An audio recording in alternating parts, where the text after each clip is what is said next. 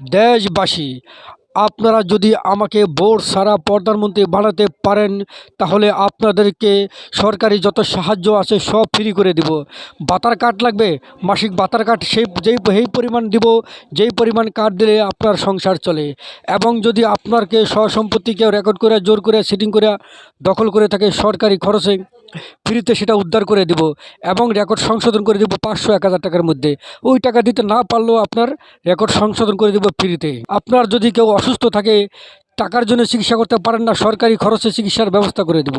আপনার বাড়িতে যদি কেউ বেকার থাকে, কাজের ব্যবস্থা করা লাগে, আমি সরকারিভাবে তাকে সরকারি চাকরি দিয়ে দেব, অথবা একটা রিক্সা ভ্যান কিনে দেব, অথবা ব্যবসা করার জন্য কিছু টাকা দিব যাতে সে চলে বলে খাইতে পারে। আপনাদের কি লাগবে? শুধু একটাই কাজ করেন, আপনারা ভোট ছাড়া আমাকে প্রধানমন্ত্রী বানিয়ে দেন। যদি পারেন তাহলে আপনারা সব পাবেন, আর যদি না পারেন তাহলে আপনারা যারে মন চায় তারে ভোট দিয়ে বানান, আর আপনারা সেই আগের মতোই অশান্তিতে থাকুন, কোনো সমস্যা নাই।